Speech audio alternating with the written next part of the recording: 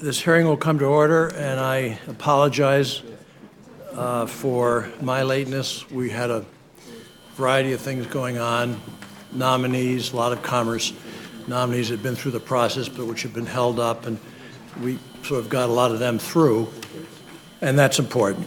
But this is a hearing on the oversight of the broadband stimulus program in the Recovery Act, and it's an important one.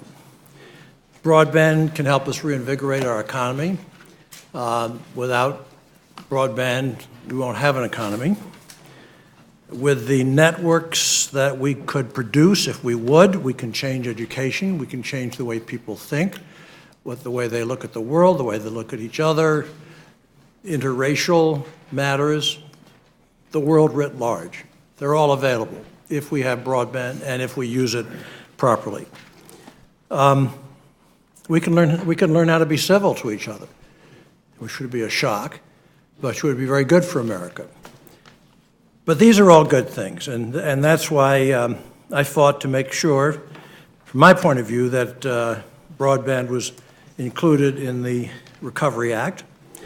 I think sometimes it pays to be tenacious. In this case, I didn't. Jonathan, you'll have to forgive me.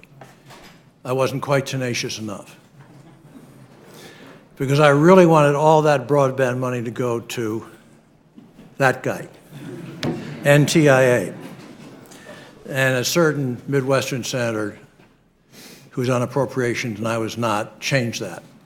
But I care about you a great deal. So we tasked the Federal Communications Commission with drafting a plan to help crisscross the country with high-speed lines and deliver broadband across inner cities and mystical places in East Texas and southern West Virginia.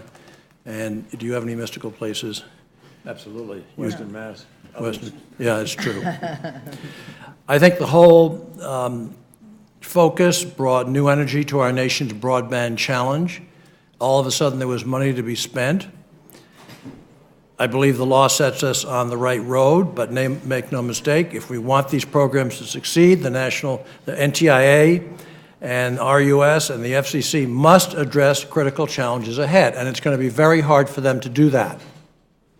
And that's what this is about. First, we have the Broadband Technologies Opportunity Act, program at the NTIA. This is an extraordinary undertaking. It's a good one.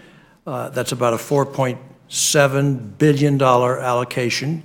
It's high, but the rules governing it are very complex, subject of our hearing, complex rules. I believe that to be fair to applicants, we need to find a way to simplify the process going forward, and so do you. I know you all do. Second, we have the Broadband Initiatives Program at RUS. The Inspector General of the Agriculture Department has criticized broadband programs at RUS in the past. And there are lingering doubts, as I guess I indicated, in the minds of some that the Agriculture Department is the right place to be locating a broadband policy in the first place. But Jonathan, you give us hope. So it's our job and the job of the new administrator of RUS to prove that these critics are wrong, and I'm sure that you will be up to the task. Third, and finally, we have the National Broadband Plan in development at the FCC. This is not the subject of our stimulus-focused hearing today, but it's vitally important, so let me say a few words about it.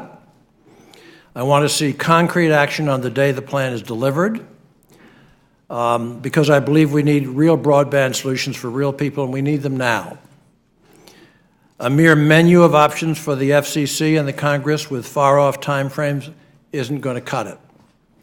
Furthermore, it's the agency's responsibility to use this plan to address in detail the thorny issues like universal service that the FCC has dodged for too long, but can no longer. And finally, some thoughts need to be given to how this plan can be harmonized between the NTIA and the RUS stimulus programs, and that will be hard. Turf battles, things of that sort.